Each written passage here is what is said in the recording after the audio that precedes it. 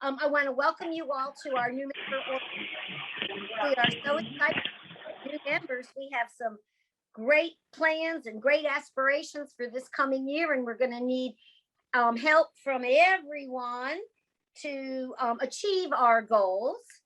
And as we go around and do our introductions, I'd like you to tell us a little bit about yourself, whatever you want to share. And then also I'd like you to answer the question, why did you join the League of Women Voters? So I'll start with myself, and I'm just going to go right across the screen here and have folks introduce themselves. I'm Betsy Weary. I'm originally from Maryland, but I've lived in Florida probably for the past 40 years. I love the weather. I love the beach, and I like the fact that there's not a whole lot of traffic here in Pensacola. I'm retired from Pensacola State College, retired 3 years, and I think the working for PSC was one of the greatest things I ever did, but I think retiring from PSC was the second greatest thing that I ever did. I'm going to be perfectly honest with you. I joined the League of Women Voters for two reasons. The first reason that I joined is because I have two sons. One son is very politically interested, and my other son is so complacent about what's going on in the world.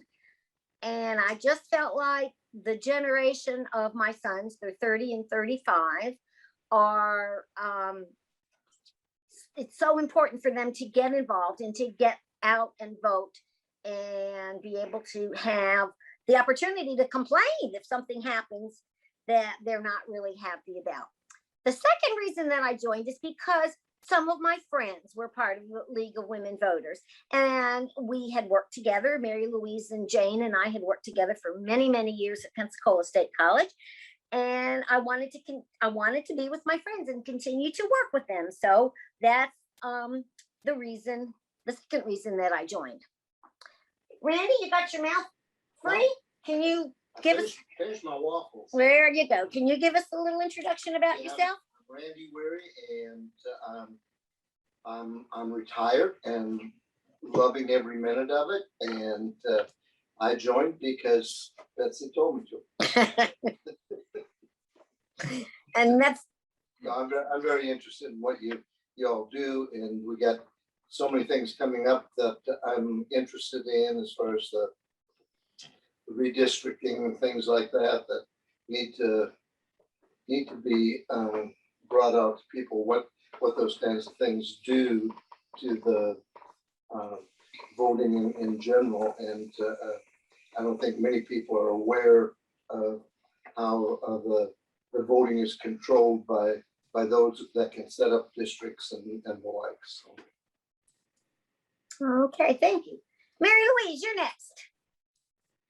I also retired from Pensacola State College, and I joined the League because I had promised myself during my working life that I would take the time when I was retired to do something for my community. I've lived here for almost 35 years, but for the first 29 and a half, I kept thinking I was going to move back to New Jersey, which I never did and never really had any intention of doing. It was just a thought because that's where my family was. But I'm glad that I joined. They've kept me well busy. It's good to keep up on things and feel like you're involved, even though in this time of COVID, sometimes we can't be involved in person. There are certainly other ways that you can involve yourself. So, and of course, Jane joined first and then sort of coerced Betsy and I. I kind of thought I would get to be a poll worker if I joined the League of Women Voters, so I had no idea what the League was all about, but I can definitely quote you chapter and verse at this point.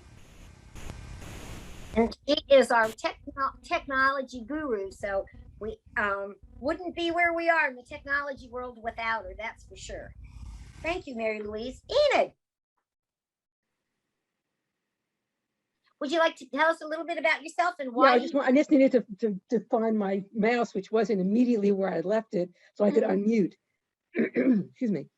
I'm Enid Siskin. I am, let's see, if I follow through with the same order everybody else was talking about. I'm originally from New York.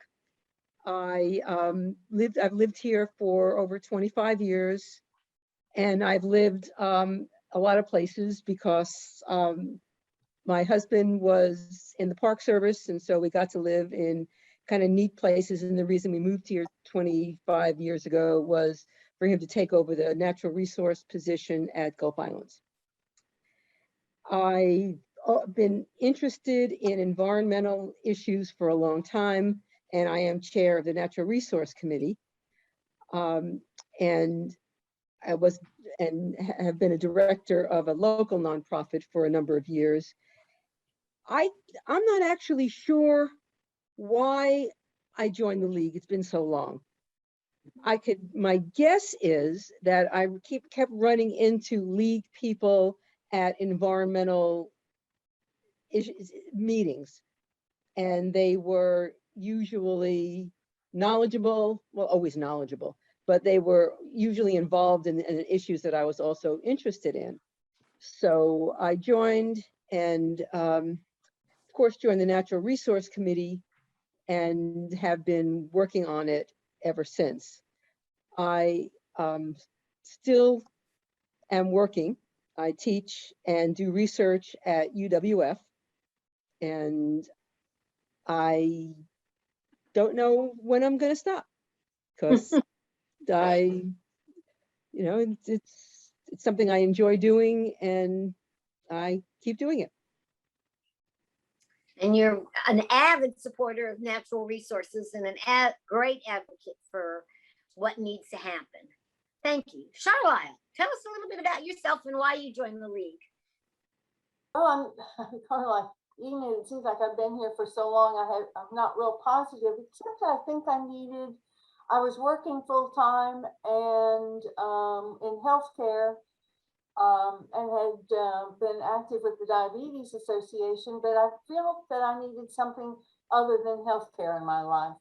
So somehow or another, I found out about the league and have really enjoyed the group of women and men that I've met there, and it's sort of it's my way of giving back to the community. And I live in Gulf Breeze, and I'm not from the East Coast like so many of you are.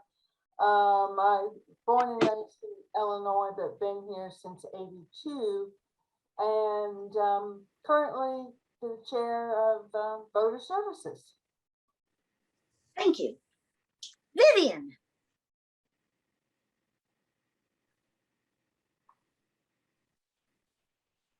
Vivian, would you like to, there you go. Okay, I'm not muted now. No, man. You can't, so you have to mute me if you want me to shut up. Okay, I was born in Toledo, Ohio, and I lived there until I went to college, and got married. I moved around various places in Illinois and New York, and back to Toledo, and then back here eventually.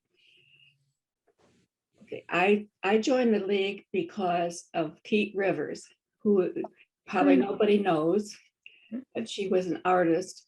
And after I had in '84, I had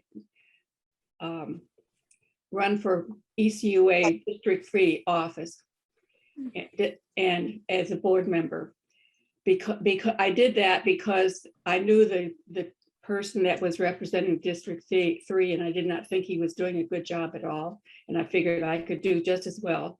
I was very naive. I did not know anybody, did not know anything. I knew a lot about ECUA, but I did not know politics.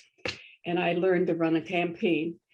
And after I lost the campaign, which was, pretty much in the cards, I didn't care about that.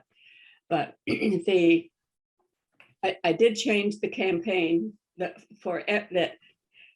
everybody was running, because what I was saying was at the beginning was eventually picked up by all the other candidates in all the other districts. So I changed the makeup of that whole campaign, which was interesting to me. And I volunteered to be typesetting for a little, well, unknown weekly publication, the Beacon, and met Keats Rivers, and I eventually, she showed me what she was doing in the league, and she gave me a voter, and I joined at that point. So basically, I was a medical technologist, and I was in charge of the chemistry department in one of the hospitals, one of the many hospitals I worked at. So. And Vivian is our supreme communicator, all informed of what's going on and what we need to be aware of. Thank you. Paula. I'm a worker bee. Yes, you are. I'm Paula Montgomery, and I grew up in Laurel, Mississippi, unlike the rest of you people. And let's see, I am a retired physician, and I also worked as the medical director of Covenant Hospice for 10 years as a physician. I joined the league. Why did I join the league? I joined the league long before I became active in the league, because I knew that it was a good source of information for making decisions about how to vote. And so I joined the league in order to get all the information. And when I was getting ready to retire, I actually decided I would appear at a board meeting just to sort of see what was happening. They said they were open to the public, so I went. And the next thing I knew, I was in charge of a committee. And so, The way it works. yeah, I'm in charge of the edge. I was put in charge. In fact, they wanted me to take the health committee, and I said, no, I want to be in charge of education, because I think that is the basic thing that we need to really make sure happens for all of our citizens, so we can have informed voters and responsible people in office and doing things. And so that's me. Well, very good. Thank you. Mary, one of our brand new members, welcome to the league, and tell us a little bit about yourself. Why you joined the league? Good morning, everyone. Hi, Mary. Why did I join the league? Well, I joined the league because Cheryl Howard told me to.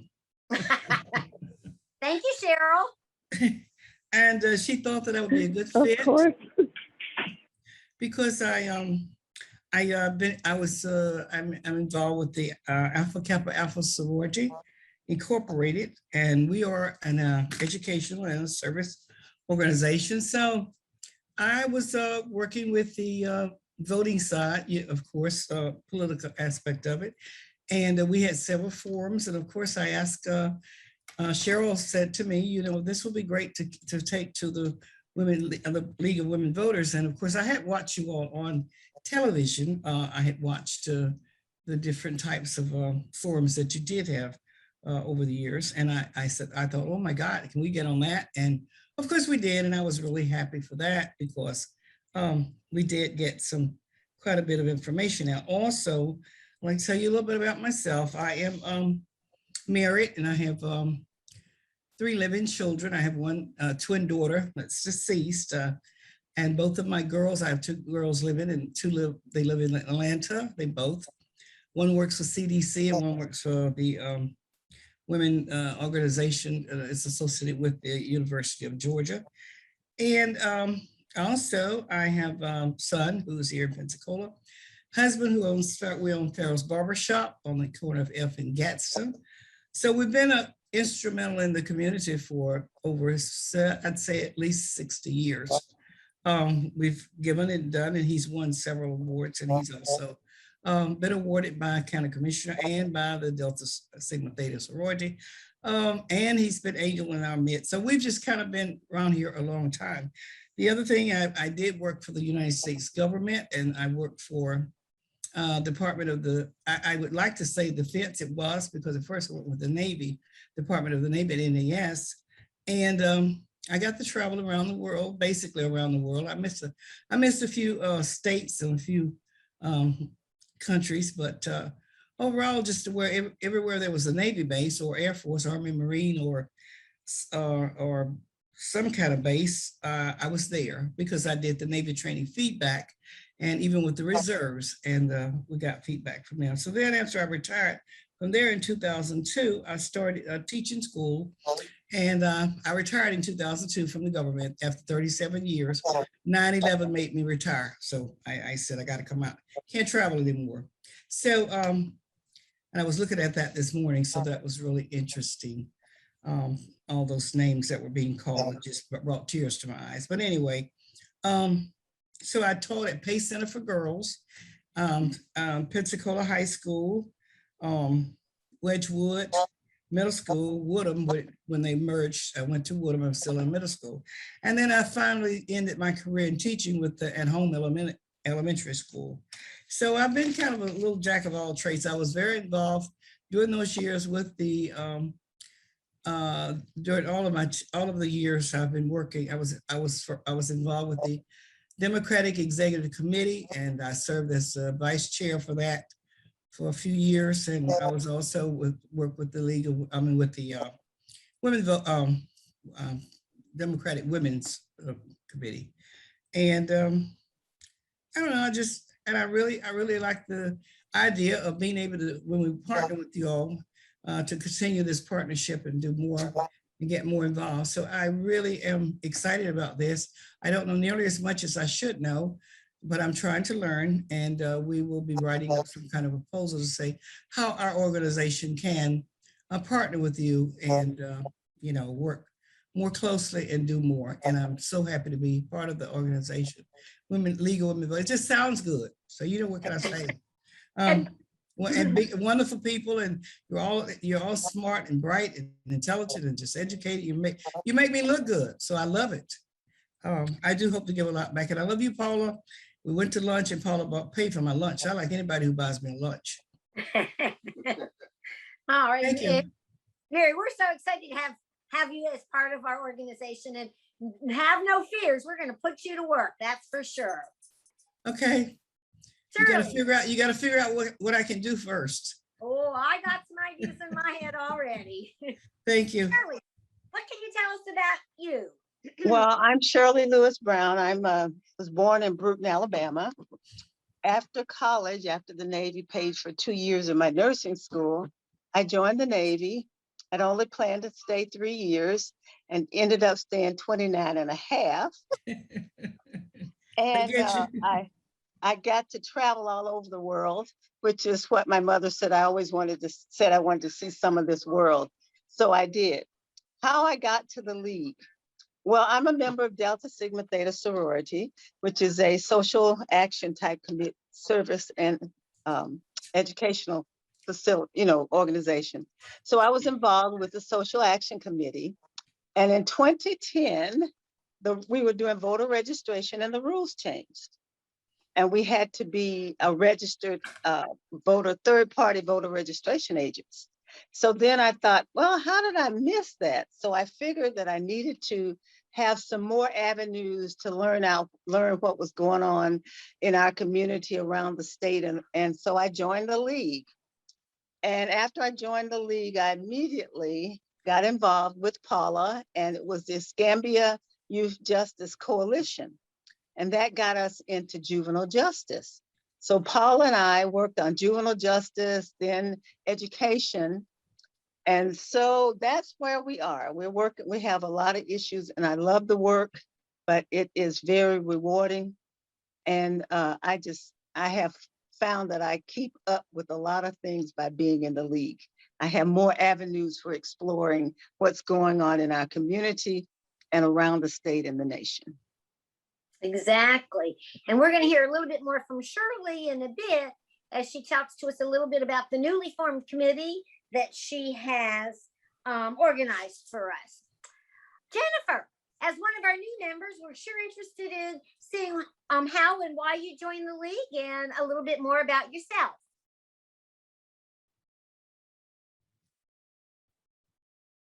You guys hear me? Yes, we can. Great.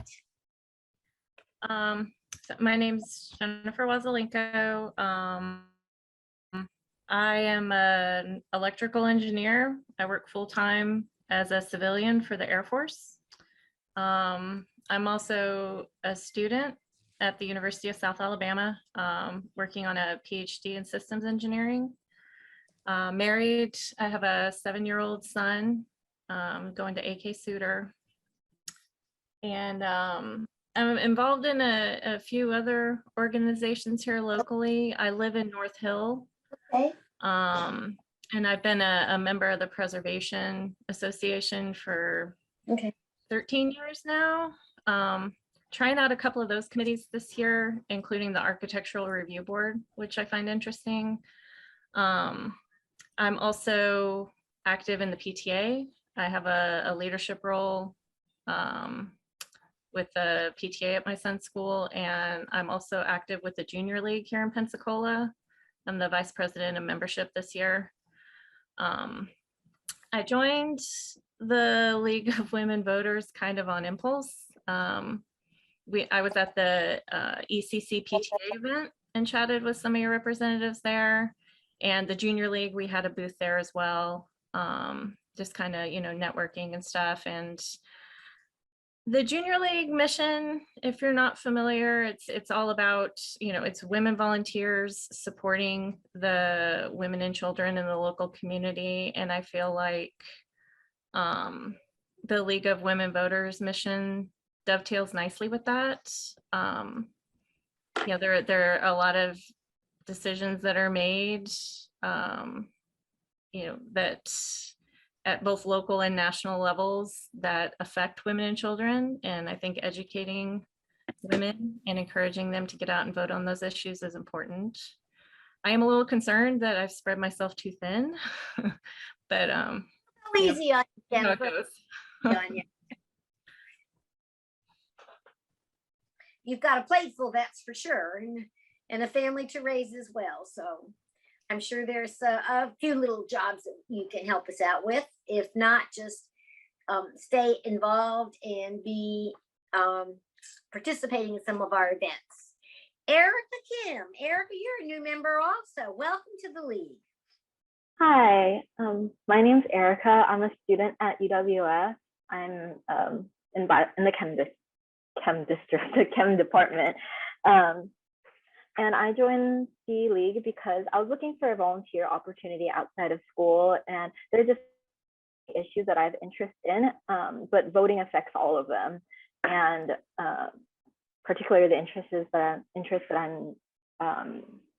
I'd like to volunteer in with the League are women's issues and natural resources, poverty and healthcare, wherever I can contribute. But I do have a bit of experience with social media. So if you guys ever need help with that, I have plenty of experience there. And I'm originally from Arizona. I went to school for a bit at Virginia, and I've lived in Pensacola for going on about 5 years now. And that's about it for me. Well, you certainly have a lot of interests, and I know that our social media organization, which is Mary Louise and Vivian, are sure excited to have you part of our league as well, expand our opportunities there. And last but not least, introductions. Cheryl Howard, tell us a little bit about yourself and why you joined the league. But please, if you come back to me, I'm not at an opportune time to speak. Oh, sure. Oh, sure. Okay, thanks. Remind me in Okay, case I forget. All righty. Cheryl Howard is on our board, and she is the chairperson of the Women Issues Committee. And so we'll be hearing from her a little bit later. You received a handbook when I sent you an email, and it's chock full of information. I hope it's not too much information, but it's chock full of information, and you can, refer back to it at your leisure or when something of interest comes up to you. We're going to learn a little bit more about the history of the League of Women Voters, but we want to start off with a quick video from the League of Women Voters US called She is me. 100 years ago, the League of Women Voters was founded by suffragists who believed in the power of women to create a more perfect democracy. Throughout the last century, we've never stopped moving towards a future where every person in our country is empowered to play a critical role in shaping our democracy. Today, LWV activists throughout the United States are working to expand voting rights, ensure fair representation in government, and push for a more equitable and just political system. This progress is in our DNA, just as our founders did 100 years ago. Today, our activists are shaping the future of voting rights in America. See how their story could be yours.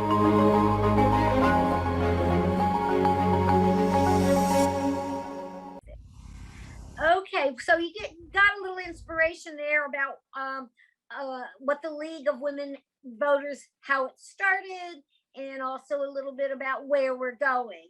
Vivian, if you would like to take a few minutes and tell us a little bit about the history of the League of Women Voters in our area. And some of this is also in your handbook as well.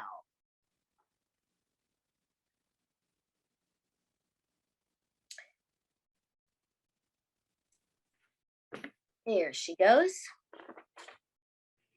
The struggle for women's right to vote began formally in 1848, when 300 women gathered in convention in Seneca Falls, New York, to develop strategies to secure voting rights.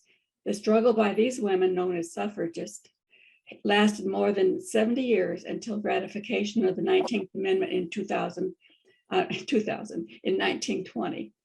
The League of Women Voters was formed February the 14th, 1920, as an outgrowth of that struggle.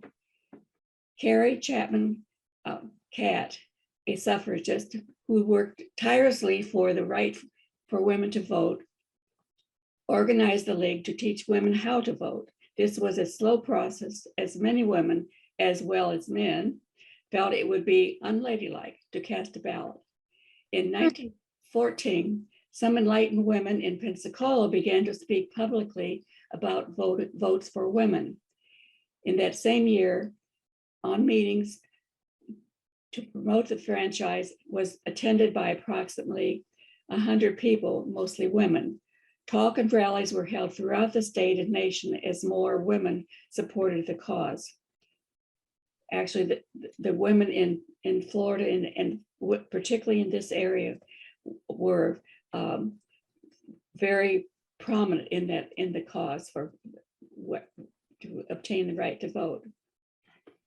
Maud Wood Park became the first national president of the League and thus the first leader to rise to the challenge. She steered the women's suffrage amendment through Congress in the last 2 years before ratification, and liked nothing better than legislative work.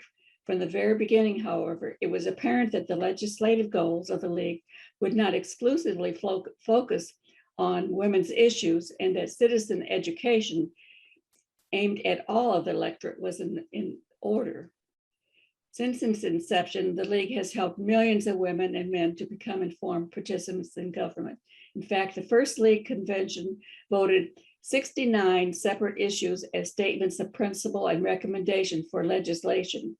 Among them were protection for women and children, right of working women, food supply and demand, social hygiene, the legal status of women, and American citizenship.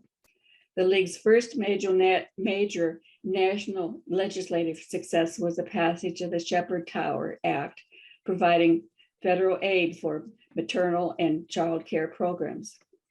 In the 1930s, the League members worked successfully for the enactment of the Social Security and Food and Drug Acts, due at least in part in League's efforts. Legislation passed in 1938 and 40 removed hundreds of federal jobs from the spoil system and placed them under civil service. During the post-war period, the League helped lead the effort to establish the United Nations and to ensure US participation. The League was one of the first organizations in the country officially recognized by the United Nations as a non-governmental organization, it still maintains official observer status today. If you're in the New York area, you could ask to be a part of that. The League of Women Voters of the Pensacola Bay Area was founded in 1949. That's 10 years after the League was formed for the state, League of Women Voters of Florida. Originally founded as the Pensacola League, this league's first issue was improving their library. In 1963, the name was changed to encompass 2 separate counties, Escambia and Santa Rosa, making it unique in Florida. Throughout the history of our local league, a myriad of studies and actions have been undertaken. One of the first studies that was done was Know Your County booklet in 1950. I'll just go through a number of the studies, which will let you know what some of the things are that we've been involved. Property tax study, looking for a greater fairness. Reapportionment study. Actually, the League of Women Voters of Florida has been involved in reapportionment since 1939, every 10 years. Home rule study, later worked on the home rule charter for Escambia County. Consolidation of Escambia and the city of Pensacola. Appointment of school superintendent, I think it's 4 times. Study and action on water quality, supportive corporate profits tax, the Observer Corps, where we observe all the meetings of the governmental bodies.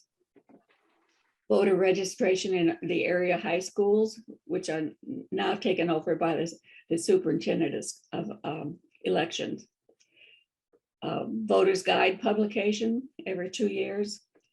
We did a library study looking for adequate funding and professional staff, and action was taken. And after action was taken, the last time the Southwest Library was built. Brickbats and Roses from 1976 to 84. We had a program called Brickbats and Roses, where bricks were awarded to politicians that had done something that we did not like, and roses were also given. With solid waste disposal study. We did poll reporting. Actually, that we used that as a fundraiser. We got $1,000 for reporting the results of the polls immediately. This was before the technology we have now. WSRE questions, we started writing those questions in 1980, and we are still doing that to the present. We've done a study on excuse me, the Port of Pensacola, and actually we did a restudy later because there were some people that questioned our results. We came up with basically the same results. And basically the same position. Initiation of the study of the Escambia comprehensive plan, that was in 87. Coalition to save 372 acres at Pensacola Beach. Support of public schools in opposition to vouchers. Development, we helped with the development of the comprehensive plan. I could go on and on and on. So I don't know how much you want to hear about this, but we have been involved with a lot of things. What I've said does not include everything. We have a long history, and we will continue with what we do for the next 100 years. That's sure. Been busy organization and got many, many, many things accomplished, and we really have many, many things that we want to accomplish in the next 100 years. So we are really looking for a lot of assistance and help from all of our members, new and returning as well. The next item on our agenda is a little bit about our local program. I've explained a little bit about that to you from the very beginning. First of all, on page 4 of your handbook, there is a section called What Does the League Do? And it talks exactly in regards to what Vivian was just telling us. The League is an action group. We look at areas of concern both nationally, statewide, and locally, and make some decisions about what our local program is going to be. So pages 4 and 5 and on to 6 explain a little bit about our action plan. Then if you go to page 11 in your handbook, let me see if my little fingers will work here and find it. You will see a couple of documents that are helpful to you. One of them is called the Action Items 2021 Local Program, and it looks at the major areas of action and then also some specific steps and tasks that are utilized to achieve those action plans and agendas. Mary Louise. Yeah. You have made a little graphic for us in regards to how Yes. our local program is developed. Yes. It was probably the most confusing thing I have ever been able to incorporate in my head as part of the league. So if you feel a little bit lost or confused, don't sweat it. It'll all come into focus as we work through these steps.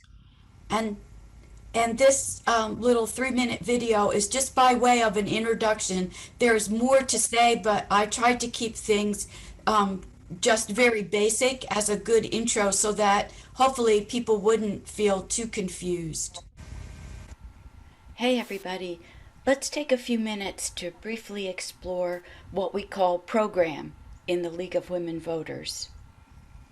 Here's our mission statement, and as you can see, we're a nonpartisan and grassroots political organization, and our overall goals are to educate the public and to advocate for changes in governmental policy, also said as empower voters and defend democracy.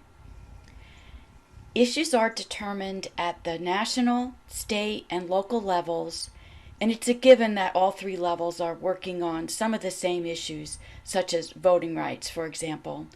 We want you to understand that the influence of the League reaches far and wide. You can explore these issues on your own at the website shown here, and we've posted these addresses in chat as well.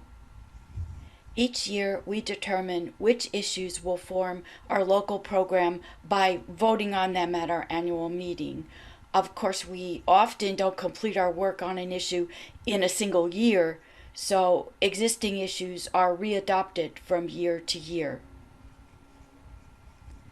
Here's how the cycle develops over the course of a year. A few months before the annual meeting, a member or members suggest a local governmental issue. First, the board evaluates it to determine if it's timely and needed, what resources might be involved, if it's important and impactful. They recommend these issues to the members who will vote on them at the annual meeting. If passed, a committee is formed to study each issue. They gather and analyze information. They might clarify the issue if needed, identify any problems, and most of all, they evaluate the issue objectively, which means that they investigate both pros and cons to this issue. Then the study committee presents all the information at 1 or more member meetings.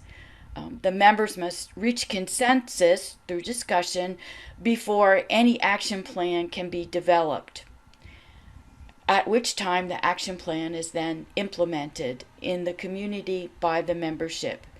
Every year, new issues are proposed and the cycle begins all over again. Here are some key elements of local program.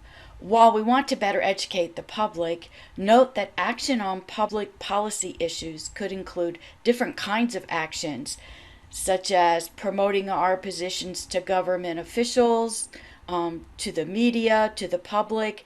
It might include working with other community groups or partners too. The action might even go as far as testifying at government hearings and even litigation. We need to decide what types of action are the most appropriate for each issue position we take. You'll find detailed information about our local program in the member book that was sent to you via email. You'll want to take a look at these and then approach a member or someone on the board with any questions. Notice that there's also a planning calendar included because we work on local program all year long. It's not so confusing, is it?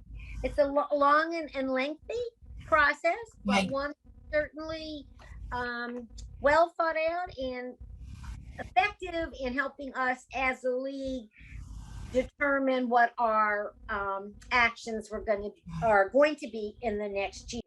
And Betsy, if I could just take one more minute, I wanted to share my screen on one more thing to just show folks what we voted on at the annual meeting in 2021 back in May. We have many more positions than these, but we added these four action items. Let me see if I can make the text just a little bit bigger. So we added these on May 15th to observe the Escambia Children's Trust. We want to update something called Civics 101. These are local materials and information for 7th graders in both of our counties. We want to update the Know Your County booklet, which is material for both counties and gets distributed to the general public, explaining a lot about how a county works and how the political organizations work, and kind of to remind people of what their responsibilities as citizens of those two counties might be. And last, this is new for us. It has to do with transportation across Pensacola Bay to connect Escambia and Santa Rosa counties. And this is one where it's obvious that we need to do a study first. So, somebody needs to volunteer to spearhead this and put together a group of people to form the study committee to go ahead to do the research, pros and cons, and then present it back to the membership. And then we'll decide, if we want to take action on it, and then what action might be taken. So you can see we try to figure out why we think what we think, and if what we think is really based in some sort of research. It's not just our own opinions going forward. And as we all kind of, when we look at that fourth action about studying transportation, is we all remember how our lives were effective when the 3 Mile Bridge was not available to us and kind of cut us off, either the folks on Gulf Breeze or Pensacola Beach to the mainland, and those of us here in the Pensacola area over to the Barrier Islands. So we can see how important that is for us at this particular point. Let's say something else, and I forgot what it was. Maybe it'll come back and maybe it won't. But we have another particular area of interest that I am looking for some volunteers to help us out with, and that is something that's coming up in our politics in our area, is the redistricting of our city and county, looking at the concept of charter government. And one job that we really have is we would like to develop an observer corps. In other words, someone or a group of people or a pair or however we would want to do it. To attend some of those redistricting meetings, report back to us and give us some information about what is going on. And again, we are not necessarily going to take a position as a league, but we sure need to look at the pros and the cons of the redistricting issues. So if that's something that you're interested in, or being part of that observer corps, please let me know and I will help you get started on that. Before we go any further, let me ask, are there any questions about anything that we've covered? Any comments that you would like to make at this time before we go on to our committee presentations?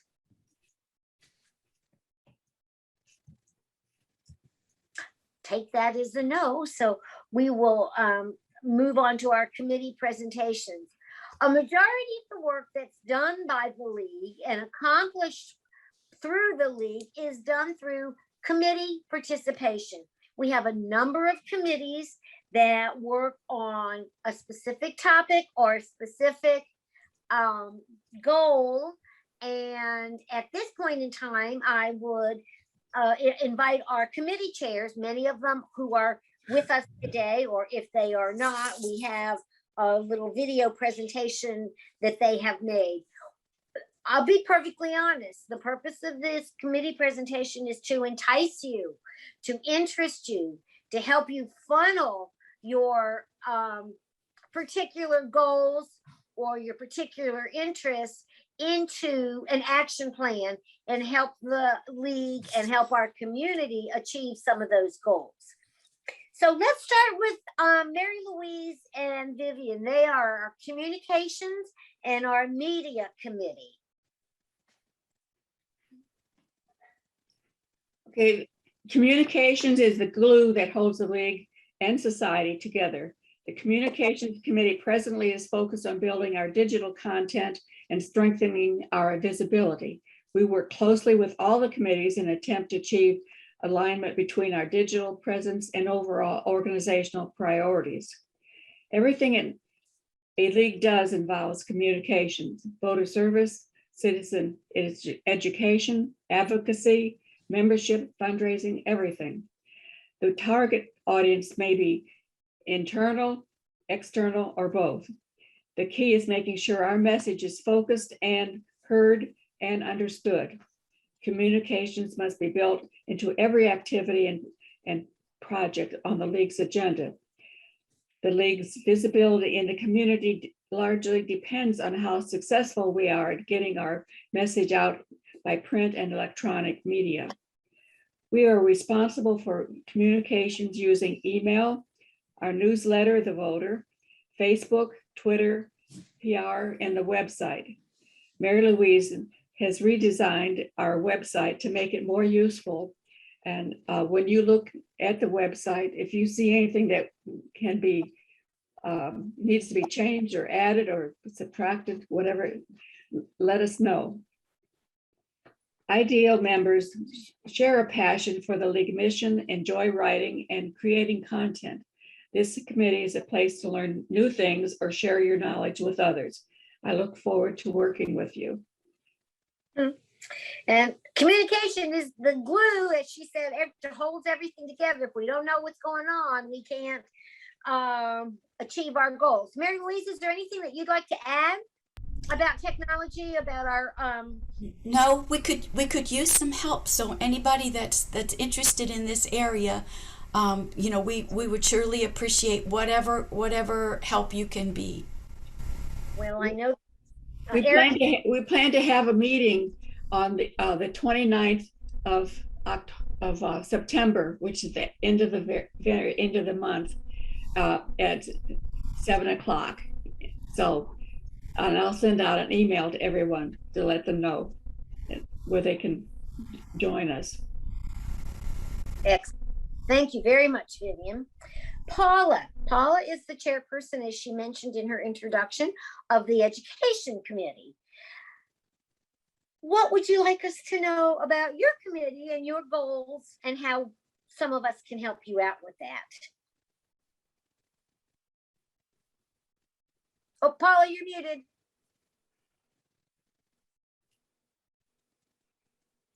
There you go. Yeah, as I said in my introduction, education is absolutely basic to what we do, not only through the league, but also nationally and every other way. When we need an educated electorate, so education is fundamental. When I first took this committee, I kind of didn't know what to do. It was such a broad topic. And so I sort of zeroed in on what I had learned about the shortcomings of our education system and started having programs that would educate me about what was needed. And we had a series of programs on something called the School to Prison Pipeline, which involved then juvenile justice. So we expanded our committee. And this got to be a great deal more than any one committee could do. So we have since split off, and Shirley Lewis Brown has the juvenile justice or the justice portion. I collaborate with the people who teach civics and history in both counties, the person who is in charge of those studies, and ask them what they need from us, what we can do to help. And we put out a manual for teachers of 7th grade history about local government. They said they had plenty of info on state and national government, but they needed local stuff. And so we made these booklets, but we did it in 2015, and now it's time to revise them because a lot has changed. We now have an appointed superintendent, which is different. The sheriff no longer is in charge of the jail, which is different. I mean, a lot of different things have happened in the last many years. And so we're revising that booklet, and we need help. And it's an easy process. What you do is you take what we've got, which was very good at that time, and we go to the websites, or else we make phone calls to the people in those departments and see what needs to be updated. And then we will put out the revised version, we hope, in the next 5 or 6 months. That's one thing. And I'll tell you something else. Just yesterday, I listened to the Lunch and Learn that was put on by the Florida League of Women Voters. And it was on the topic of the school vouchers, which are sucking so much money that could be used much better in the schools, for example. Over the last 10 years, I think it is, that the organizations that give vouchers have sucked something like $3 billion out of the funds that the state could otherwise use. And that money goes, well, a fairly large percentage of it goes into the upkeep of the organization that runs all of that. It's called Step Up for Students. And people in that organization make very nice salaries, and they have a beautiful building, and they affect the education of something like 1% of the students in the state, very small percentage. And furthermore, most of that money doesn't go, well, the money that should go to school, to children who need a better education, and therefore are going to change schools into some other private school. A lot of those private schools are religious run, mom and pop organizations run out of the basement of somebody's church. They have no oversight of how the money is spent. There is no oversight on the quality of the teaching or what the curriculum is. This is a major, major problem. And I made some phone calls to other members of my committee right after I watched that. And I said, we need to do a public education about this. So in this, I think it's the 3rd week in October, look for it. We're going to have a hot topic on this. And then we need to decide what we're going to do about it. It's controlled at the legislature. This will involve phone calls, letters, maybe letters to the editors. We'll just see. But anyway, that's the latest thing that we're going to be undertaking. But it's a broad topic. If there's anything in education that you are interested in, bring it to me and we will work on it. Mhm. Join my committee. And I can tell you right now that Paula is like a dog on a bone. If she gets an idea, she runs with it. And so the education committee has been very, very effective in all of the tasks that it has undertaken. At one time, we had a committee called Education and Juvenile Justice, and decided that that was really way too broad of a scope. And so Shirley Lewis Brown has agreed to undertake the Social Justice Committee. And so it's kind of a brand new committee that we have. And Shirley, tell us a little bit about what you and your committee are but are going to achieve. Well, we have a pretty big plate. Social justice will include juvenile justice and restoration of rights. The restoration of rights group focus will look on connecting with local organizations that touch returning citizens in any way. The State League has some resources that they have developed that we need to get this information to organizations so that they can let their people know what's available. The State League also has some partners that they're working with on this issue. So that way, we don't know in Santa Rosa and in Escambia County exactly all of the organizations that touch returning citizens. So we have to do some phone calls, try to figure out who has what information and work on leads for that. In juvenile justice, we're still working on direct file, which is that children, the state's attorney decides who is tried as an adult without any judicial or any other kind of oversight. So that's an issue that's local and state. Also, we're looking at no place for a child, which means that children are being housed in adult jails, which is a very difficult situation. So that's one of the things we'll work with on the State League. Another issue we worked on last year was trying to get the age for arrest of juveniles. Florida, until last year, had no age, no minimum age that we would arrest juvenile. Last year, we were able to raise it to 7 years of age. So this year, we're going to work again on that same issue. And we had another issue of they wanted to expunge the records of certain juveniles for certain felonies. Well, the Senate and the representatives both overwhelmingly passed that, and then it was vetoed by the governor. So that's another issue we have to work on. And we just got another issue that we need to look at from the juvenile justice is the fact that a New York Times article says that 38,000 children in Florida were Baker acted, which means that they were sent for mental evaluation. And sometimes their guardians or parents were not notified before. So we have to find out how many children in Escambia, Santa Rosa County were Baker acted.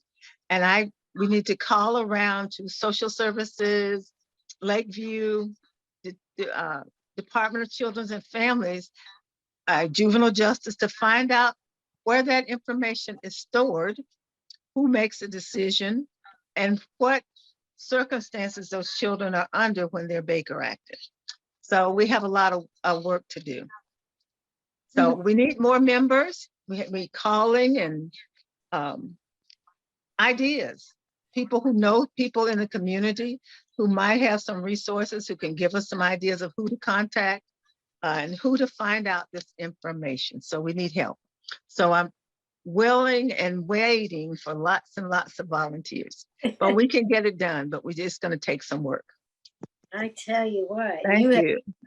your committee has bitten off a huge huge bite, haven't you, Shirley? Yeah, once we meet, we have to decide how much of that bite we need to take and what we need to bring down. And Because you how you're can't gonna do it all. And, the nibble group will around decide our all, focus. right? And we Yeah. will meet on the third Tuesday at 4:30 via Zoom. All right. Okay, so anyone who's available at that time, and then it'll be recorded, so you can go back and listen to it. Okay, thank you. I just want to tell you that it's very easy to join a committee meeting on Zoom. Mary Louise, you want to give us a quick discussion, a quick overview of how we do it? To join a committee meeting? Sure. Hold on a second. Let me get that up. Oh, okay. Well, I know I dropped that on her real quick. Maybe while she's getting that up, Enid, would you like to, you mentioned a little bit about what your committee is all about, but what else can you add to the Natural Resources Committee? We work, as I said before, I'm Enid Siskin and I'm the chair of Natural Resources. And we work on a variety of issues suggested to us by our members. Our issues run from national to hyper local. For example, one of the national issues we work on with which has a local impact is something called open burning, open detonation. That's the military disposes of munitions by burning them out in the open or detonating them out in the open. This causes a variety of air and water pollution problems. And our opposition isn't for the military or what the military is doing to destroy these munitions, but there are other ways to do it. They would be more expensive than just burning them out in the middle of a field.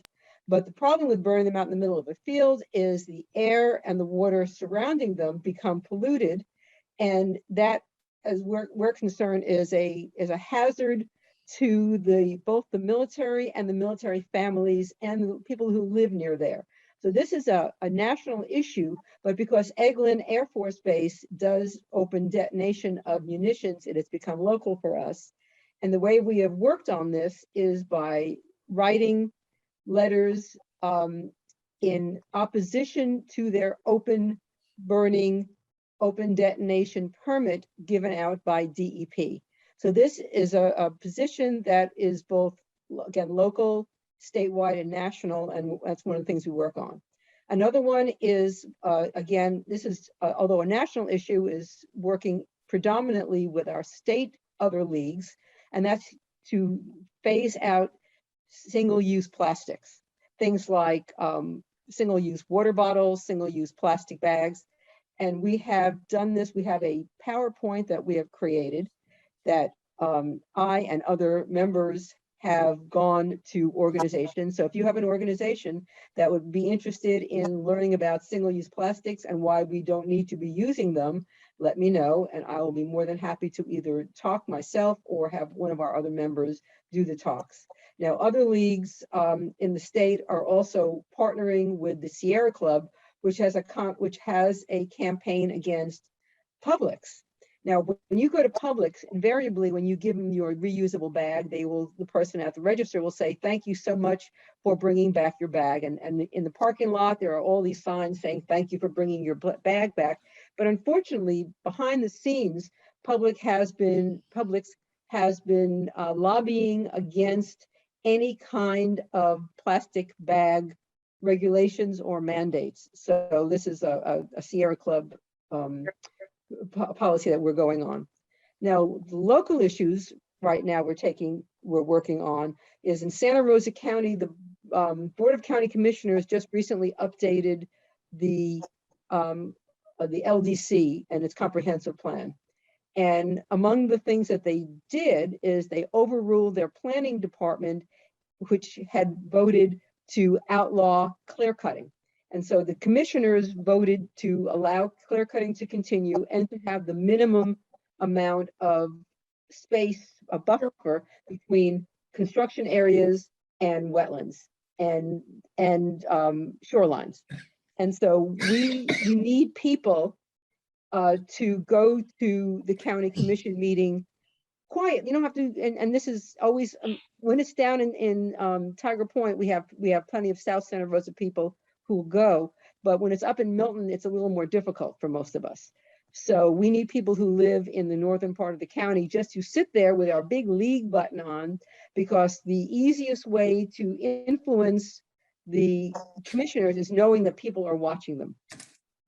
Another local issue we have been working on is that Heritage Oak in Escambia County, that they are trying to cut down to expand A+ storage. This is the largest tree ever recorded in Escambia County with an 85-inch diameter. That is massive.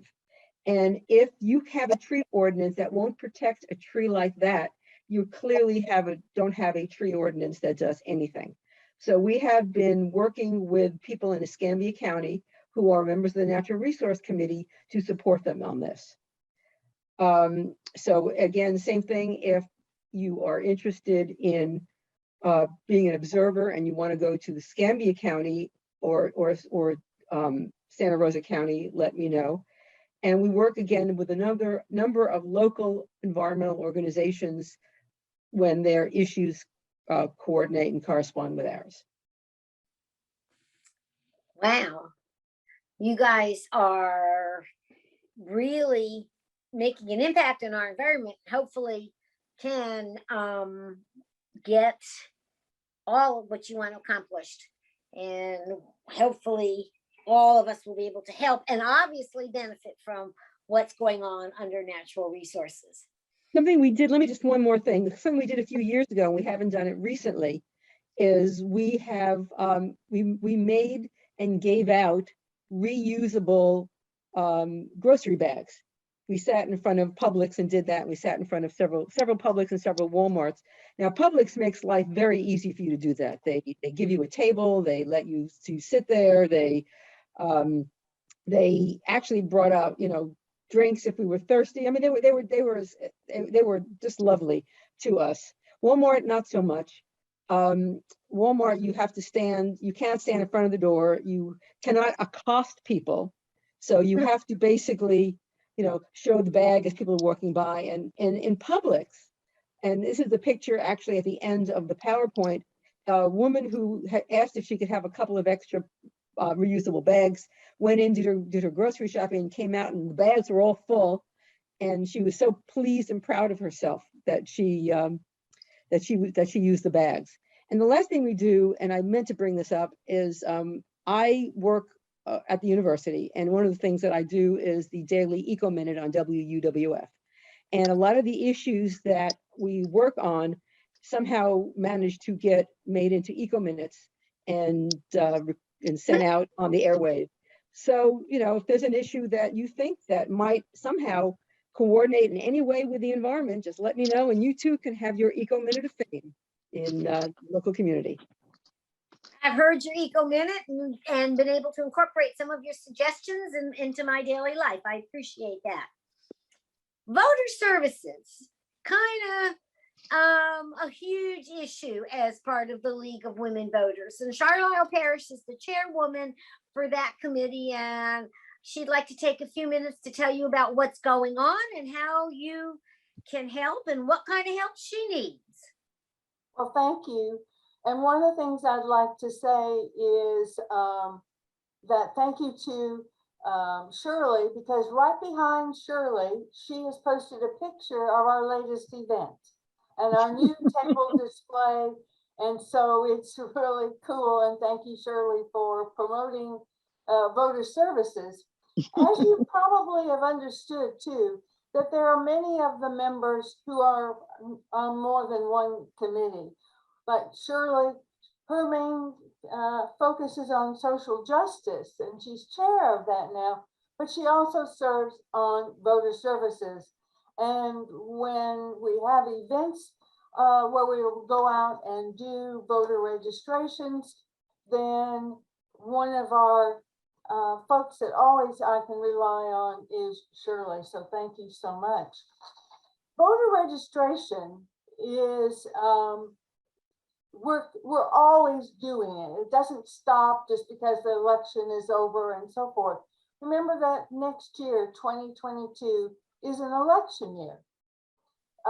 That's when we'll be voting not only on many of our local administrators and elected officials, but we'll also be voting for our governor in 2022 in November, with the primary, which is primarily where we're going to get a lot of our local folks elected and selected there. And that's the end of August.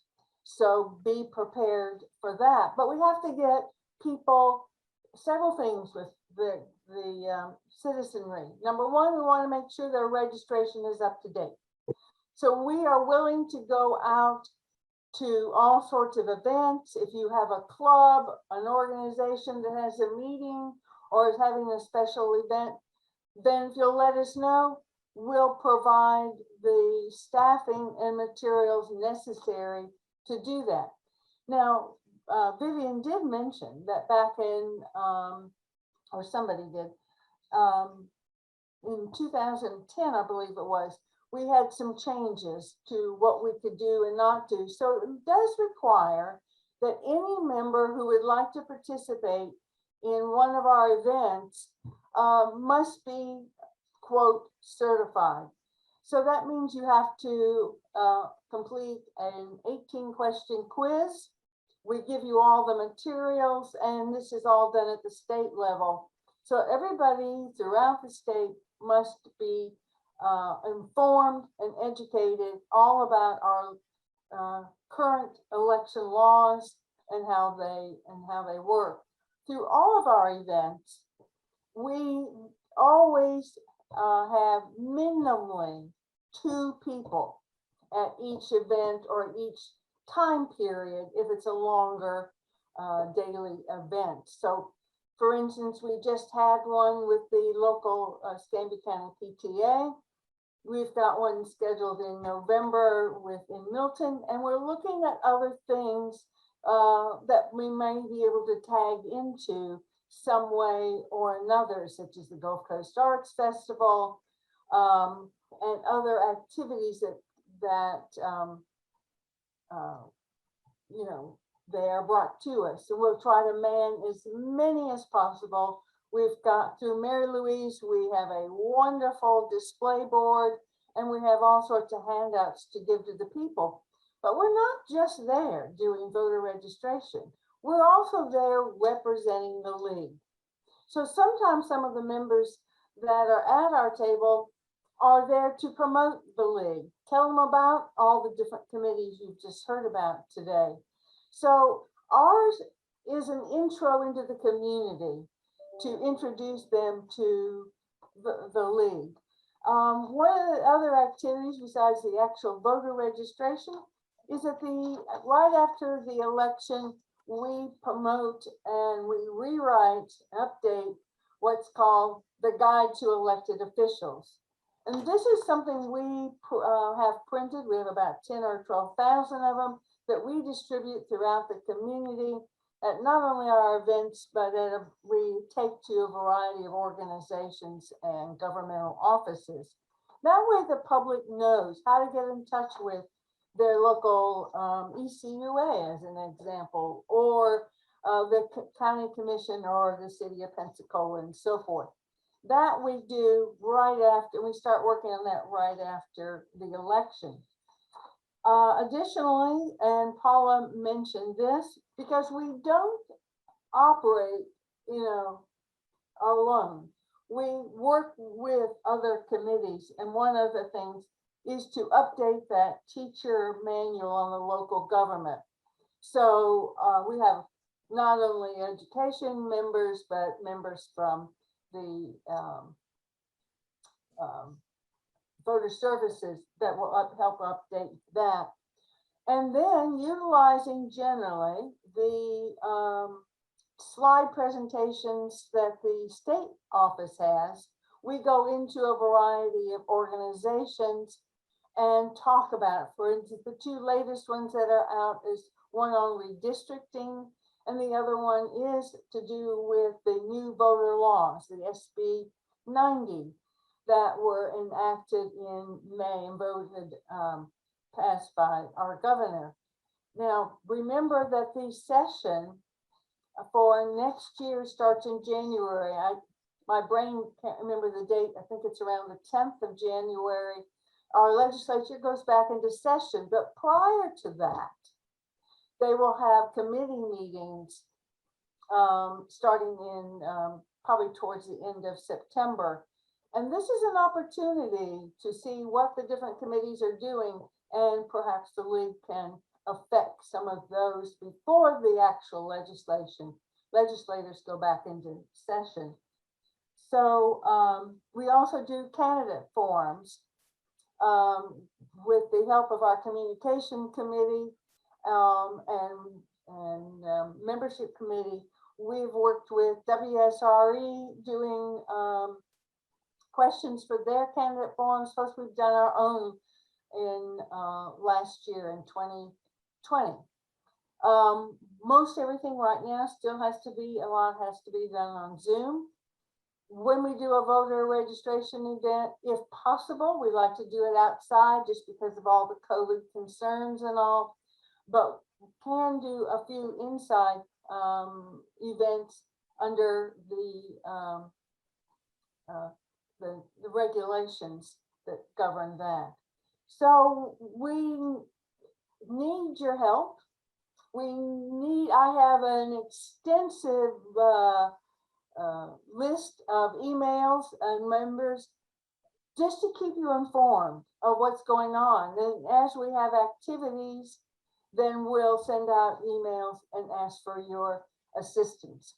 Don't forget, I don't think that Vivian promoted this enough, is that she puts out through the communications committee, the voter. This is full of all kinds of wonderful, wonderful things. And as we have new information about laws and things that the legislature is doing, we'll be able to not only post that on our website, but in the voter. So take a look at that.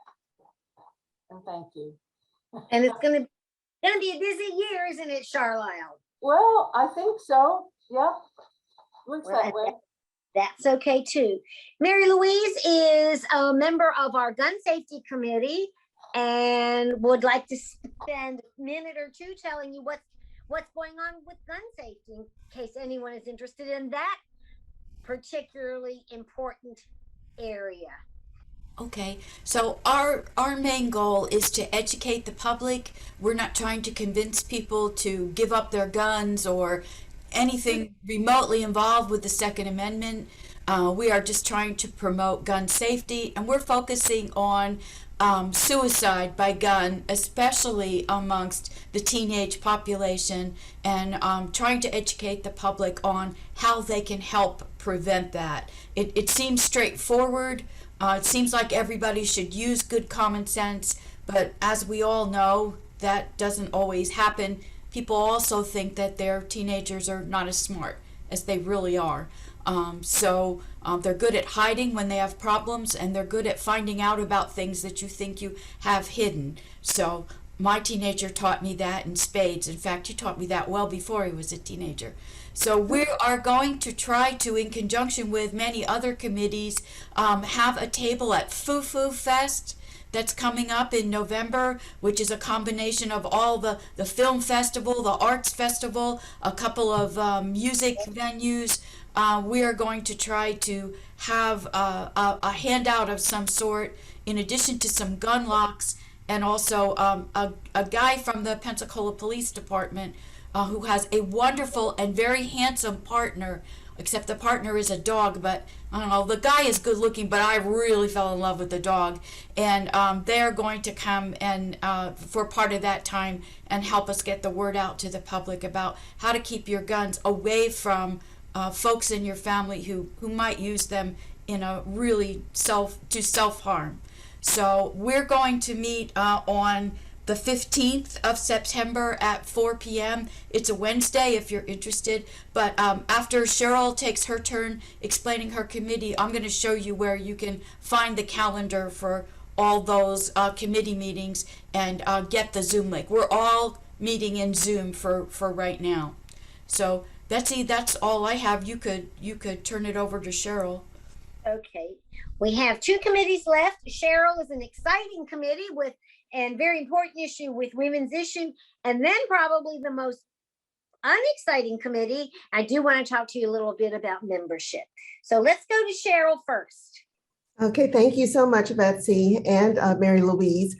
Since I was not in a position to introduce myself earlier, if you don't mind, I'll do that very quickly. And I'm going to do it in an abbreviated fashion because I don't want to, I'm starting to feel like a brat. I was already highlighted in the voter that Shirley held up. So anybody, all new members, and this is a teaser to also get you to read your voter, my full introduction's already in there as this a spotlighted member. But I will mention a couple of things that I did not share with you, Betsy, and that is that I am originally born and reared in Mobile, Alabama. That's where I'm from.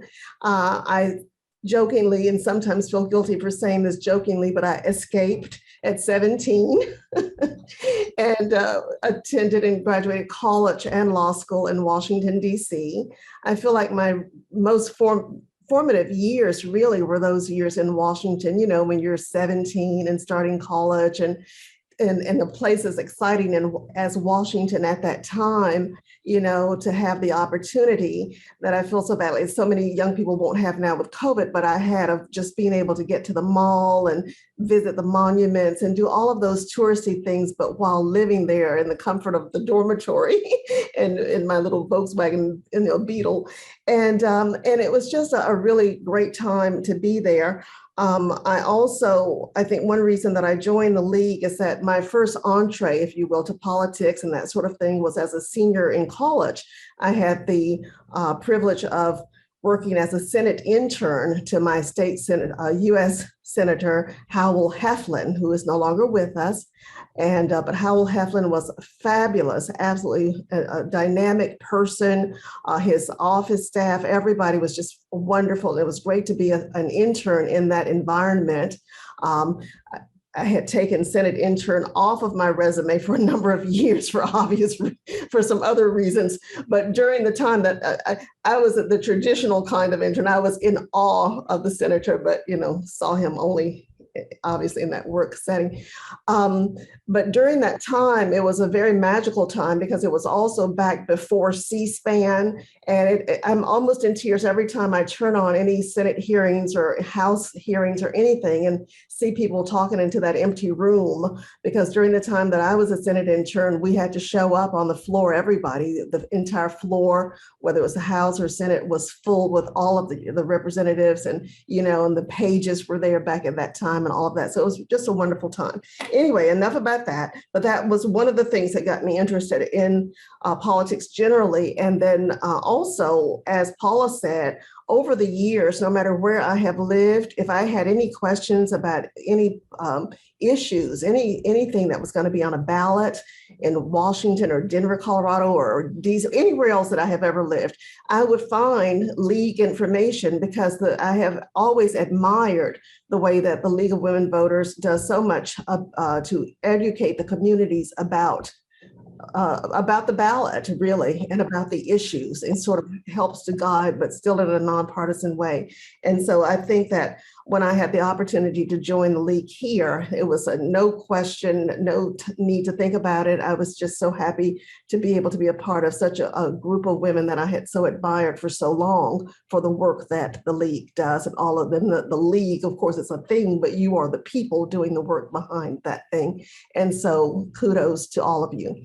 And to me now. And I have to say something really quickly about Mary Farrow, my sorority sister. Mary is very self-deprecating. However, can I tell you, I have observed and watched her now for a few years. She is an amazing worker. She gets things done. She's just like she's a perfect fit with all of us, all of the group, the members here, because she manages to handle so many other competing interests, but still get the work done. So she's a force to be reckoned with, and she's going to be an exceptionally great fit, I believe, with the league. Okay, so now quickly to the Women's Issues Committee.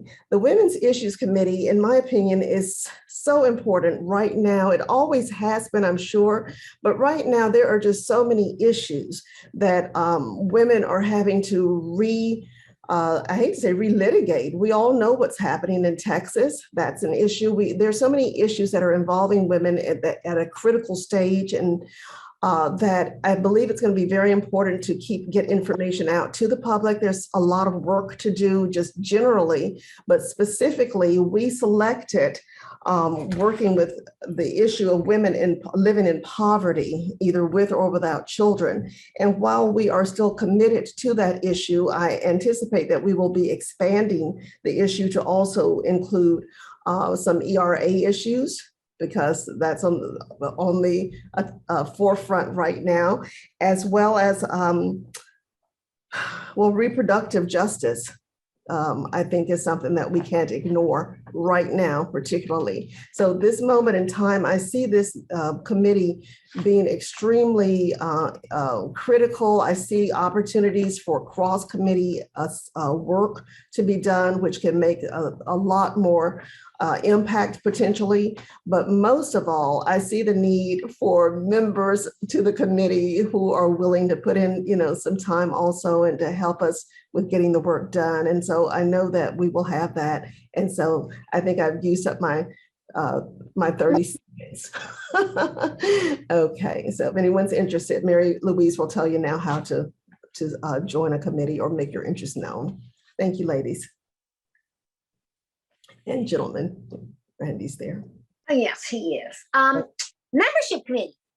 Not as exciting as all the committees that you've just heard about, right? I mean, you're not going to go out there, you're not going to change women's lives, you're not going to get young voters involved, you're not going to save the tree. But membership is an extremely important committee, because if we did not have members, we could not get those activities accomplished. So membership committee works on getting members involved in the committees, recognizing members, and just making sure that the league is viable and functioning as it should be. So if you're interested in something like that, I sure would invite you to come join our meetings. We meet, I believe it's the second Monday of every month at 4 o'clock on Zoom. And now, as I mentioned earlier, you do not have to be a member of a committee to attend a committee meeting. You do not need to, you can certainly go on and attend a committee meeting and kind of see what's going on and see how you might be able to help. And it's very easy to join a committee meeting. So Mary Louise, you're gonna give us a little tutorial on how to do that real quick? Yeah, I'll try to keep it short, which is tough for me because I'm from New Jersey, but it's not my fault. Okay, so on our website, I'm sure this is where you went to register for Waffles and Wisdom. So you can see that we've got the little carousel that spins around. So the things that are upcoming events you might want to register for are there, but the committee meetings are going to be on the calendar. And so the calendar, if you click on it, will take you down to a box like this, and this is all the different meetings that are going on, and you'll see that in most of them that are written in black, they're all committees, and that you can get the Zoom link by going to the meeting calendar. So you can come to this calendar, find which one you want to visit, and then just click on the link to the meeting calendar. The things that are in red are either our hot topics or monthly meetings, membership meetings, and those you need to register for. So just to demonstrate what the meeting calendar looks like, I'll click on it, and here's our meeting calendar. And you can see that the meetings are listed here, and you just find your meeting and hit join meeting just before the meeting is ready to start. You don't need to pre-register, so you can decide to join in at the last moment, even if you want to, or even after the meeting is started, you can come and hit this join meeting link. Not all the committee meetings are listed here because it just lists 5 days, but as these meetings, current meetings drop off, then the ones that are further out will join the bottom of the list. Another way to get to this calendar is to come to that committees tab and then hit the meeting calendar link, and you'll come right there. And more information about the committees can be found on the committee page, where all of our various committees are listed, with the exception of oh no, I did put social justice in. So you can scroll down and you can see more information about the committees. There's a video of each one that explains pretty much what the committee does. So you might want to take a moment to explore our website, and then let me know if you can see some things that you find could be really helpful here. Let me know, and I'll make sure they get added. Whatever you can't find, just do a site search for. And that's the end of my commercial for the website. Great website, and Mary Louise and the Communications and Media Committee have made it so user-friendly that you don't need to be afraid of technology. It's really easy to negotiate and to navigate. We've come to the question and answer session of our portion of the agenda. Does anybody have any questions? Anybody have any comments about what's going on? What you might be confused about? What interests you? Oh, you're just like my students. Everybody looks at their shoes or their papers or the table when it's time to ask questions and that kind of thing. But please be aware that at any time that you have questions, you can contact any of us, and either through the website, through our email, through our phone, through individuals, and get questions to your answer. Cheryl had her hand up. Yes, I was on the phone earlier when the initial introductions were done, and I overheard one of the ladies is a junior leaguer. I'm a sustainer with the junior league. Oh, good, Jennifer. And I think you also indicated an interest in women's issues as well. I want to get in touch with you. I don't know if you're transferred into the Pensacola Junior League, but. No, I joined, this is my 5th year. I didn't transfer in. I joined here. Oh, okay, wonderful. Okay, well, we have to talk. Yes, okay. I had your committee jotted down and Shirley's. Oh, definitely mine, definitely mine. Well, so as a new member, how do you, is the process to join a committee basically you just go to a meeting and let the chair know that you're interested in joining that committee? Or send an email to, or Betsy will send. I haven't updated in the last week or so, I guess, but I have sent all the committee chairs the list of names of people, both new and returning members, who are interested in a committee. So I will make sure, Jennifer, that Shirley and Cheryl get your name and information so that they can contact you. But again, you can just go, as Mary Louise showed you, to the next committee meeting that those committees have and join right in. Yeah, or just watch and listen and decide if this is for you. Just hang out with us in Zoom. That would be great. And you don't have to watch Shirley and I arm wrestle for which of us gets to approach. Well, you can do more than one, right? I heard that right? Yes, Okay. definitely, Shirley. We have, and that's really a good thing to happen, because if you're on more than one committee, then you can certainly share with one committee what the other committee is doing, and you can kind of partnership on activities or agenda items that each of the committees is working on. I would like to ask, if I may. Yes. Where you have the list of committees, do you have anywhere that explains what you do, what the committee consists of, and what's involved in the committee? because a lot of times I look at things and I think I want to be on this committee, but I'm not really sure what we're supposed to do on that committee. Sure. If you go to the web page and you click on the committees tab, then you'll be able to scroll down and read a little bit about each committee, when they meet and what their goal is. So, for example, here's us in communications. Vivian's the chair, there's our picture. Here's some information about gun safety and so on and so forth. And there's even a little video on each one of these where you can click on it and they explain a little bit more about their committee. So yeah, it does give you a good overview because it's overwhelming when you first join, the amount of information and actually the number of committees and what each committee does. So that's why we made the committee page. It helps keep us all straight, not just the new folks. So yeah, committees is going to be your best bet there, Mary. Thank you.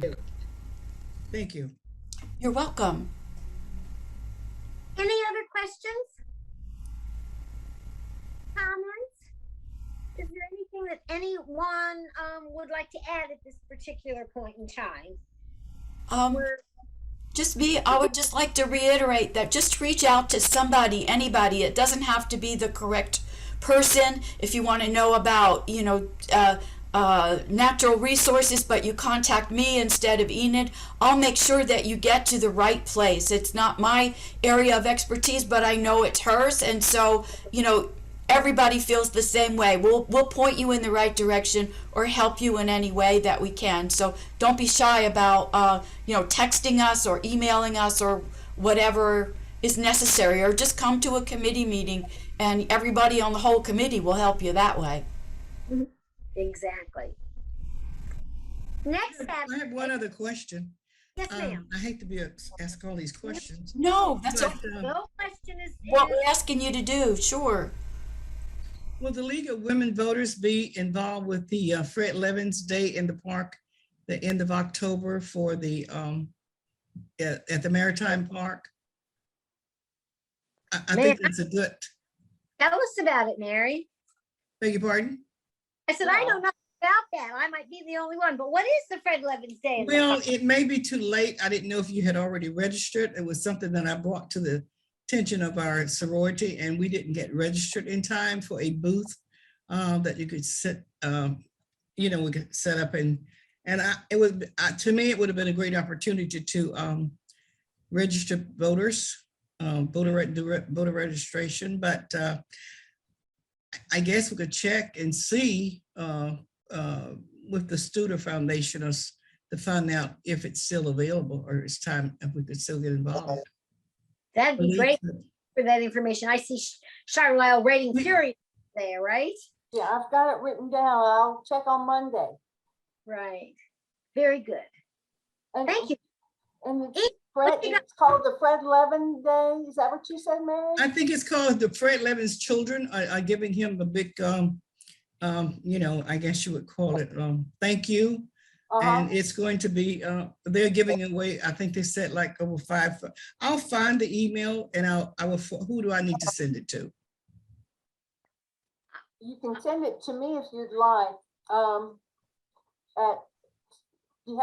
Can you write this down, or do you want me to send you a note? I have it. I'll write it down. Okay. In the chat if you want, Shirley.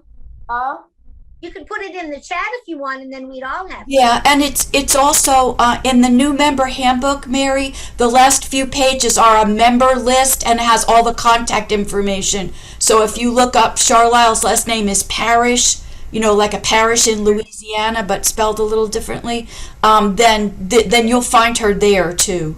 Okay. As well as all the other members, including yourself. And you said that it was through the Studer Institute. So if we went to Studer, he's probably got a ton of web pages, but if we went to Studer Institute, we should be able to find some information, correct? Sure. Great.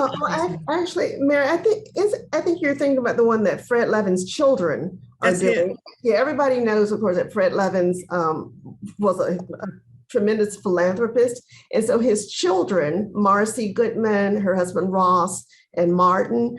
We're trying to extend his legacy by having a day at the Maritime Park to make donations to some of the organizations, nonprofits in the community that their dad during his life had supported, and others. And so they had issued if you will, an invitation, what Mary was mentioning, an invitation to, I guess, probably 100 or so nonprofits and various kinds of organizations, saying that if you would like to be considered for a donation of some amount of money, the minimum maybe, anywhere from $500 up to thousands of dollars or whatever, if you want to be considered, complete this application. And then you can set up a booth and be present, do some things, we'll consider you, and you may also receive a donation.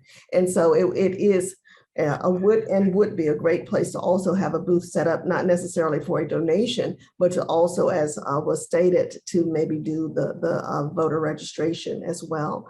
And so I think Studer's commitment to it is just the use of the Maritime Park. Maritime Park, yes. That's not a. But yeah, it's not a Studer deal, but it was, I think the deadline for registering was like June 30th or something. But the only reason I said this because maybe they could go back and I don't know if you have some kind of connection. He may be able to let us do that, because that would be a great thing. I'm trying to find it on my cell phone where the invitation was extended. Or maybe somebody had to drop out and they got an empty space for us, right? Or since we're not seeking money, we're not seeking to be a part of the distribution resources, but we're just seeking to sign up members. Perhaps they would allow us to have a booth just for that purpose, maybe. Yes, thank you. Yeah. Thank you. Mm-hmm. Thank you. And register voters. Exactly. On the third Saturday of every month, the League of Women Voters holds a Saturday meeting. And under current COVID restrictions, our Saturday meetings are on Zoom. So next Saturday is our local legislative outlook topic on our Saturday meeting. It will be from 10:30 till 12 noon on Zoom. And the description of that Saturday meeting is our Florida congressional legislators will provide us information on what we can expect in the 2022 legislative session. So again, please join us, invite your friends, invite anybody who might be interested in the legislative issues, and join us. Register. You need to register for that event, but register on our webpage and come find out what our legislators are going to be up to. A couple of things that we're mostly concerned about are the redistricting and the developing an observer corps. And before I forget, Enid had her hand up and I kind of lost it there. So what you got for us? I just meant to say that our normal committee, Natural Resource Committee meeting is generally the third Monday at noon. This month only, because several people could not make it on that date. We're having our meeting on the second Monday, which is the 13th at noon by Zoom. So if anybody's interested, this is a 1 month only meeting on a different Monday. Yeah. I'll change that on the calendar, Enid. I have it right on the meeting calendar, but not on the calendar on the homepage. So I'll change that. Okay. I want to thank everyone taking some time out of your busy Saturday mornings that I hope have been beneficial to you new members, and hopefully beneficial to us. I learned a lot more about what's going on in my own league by attending this orientation. And we probably shouldn't call it a new member orientation. Maybe we ought to call it a member orientation, because as the league moves forward with what's going on in our nation and in our state and in our local area, our activities change and our focus changes. So thank you all. Thank you to our new members. Thank you to our committee members and committee chairs. And I hope to see you all on Zoom on Saturday or at a committee meeting. Is there anything else anybody would like to add at this time? If not, I've noticed up in the corner there that this meeting has been recorded. I know there were a couple of new members who were unable to attend, and I will certainly go back and let them know that by Monday, Mary Louise, no pressure, but by Monday that this orientation will be available through our website and on Facebook. Is that correct? Probably on YouTube. How about let's say YouTube? All right, I'll say YouTube. Sounds good to me. Yeah, that's why I'm not on that committee, because all this stuff is, I know what I know, and when I don't know, I don't know. Okay. All right. So I can end the meeting for all. And I did think of one thing I wanted to say before we leave. Don't worry about if you can't figure out where you fit right away. It took me several months to figure out where I had a spot that I could do some good for the league in. And I worried about that until I found the spot, but I don't think you should. As long as you participate and just even if all you have time to do is to attend the meetings, we would be most appreciative, and just keep trying on things until you do find that fit. That's what I did, and it worked for me. Okay, so goodbye, everybody. I'm going to end the meeting. It was nice to meet you. Mary Farrow, I've known you for a year now in Zoom. Someday I hope to meet you in person. Thank you. Okay. Okay, bye, everyone. Bye-bye. Bye. Thank you all.